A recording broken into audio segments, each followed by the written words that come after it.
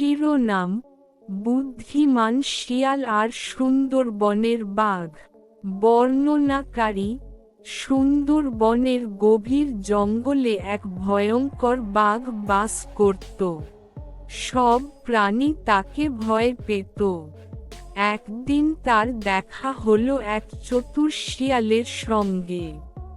বাঘ: হে শিয়াল, কোথায় যাচ্ছিস?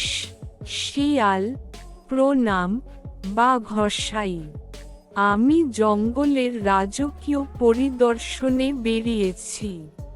বাঘ হেসে: রাজকীয় পরিদর্শন?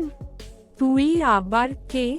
শিয়াল: আপনি জানেন না, এই জঙ্গলের সব প্রাণীর নেতা আমাকে বানানো হয়েছে।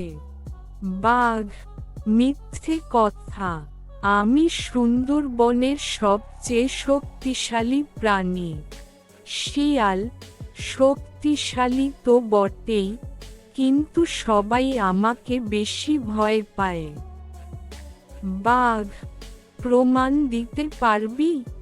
শিয়াল: অবশ্যই, আমার সঙ্গে চলুন, দেখবেন সব প্রাণী আমাকে দেখেই পালাবে।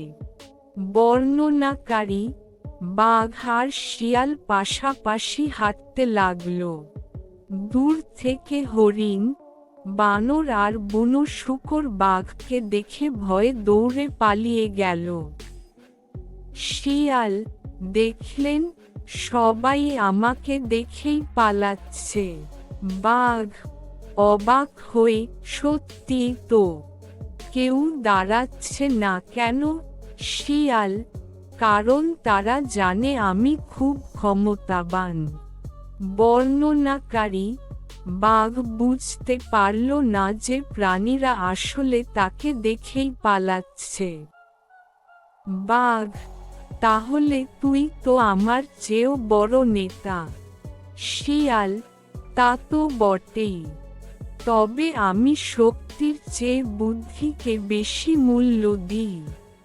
বাঘ: বুদ্ধি আবার শক্তির চেয়ে বড় কিভাবে? শিয়াল: ধরুন, কেউ শুধু শক্তিশালী হলেই কি সব সমস্যার সমাধান করতে পারে?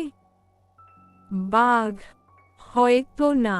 শিয়াল: কিন্তু বুদ্ধি থাকলে বিপদ এড়ানো যায়, বন্ধু বানানো যায়, আর ঝগড়া ছাড়াই কাজ করা যায়। বাঘ: মনে হচ্ছে তোর কথা ঠিক। বর্ণনাকারী: ঠিক তখনই নদীর ধারে কুমিরের আওয়াজ শোনা গেল।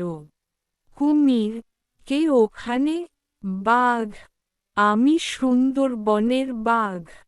শিয়াল: আর আমি জঙ্গলের প্রধান উপদেষ্টা। কুমির হেসে: উপদেষ্টা নাকি? বেশ ভালো। বাঘ: শিয়াল, আজ থেকে তুই আমার বন্ধু।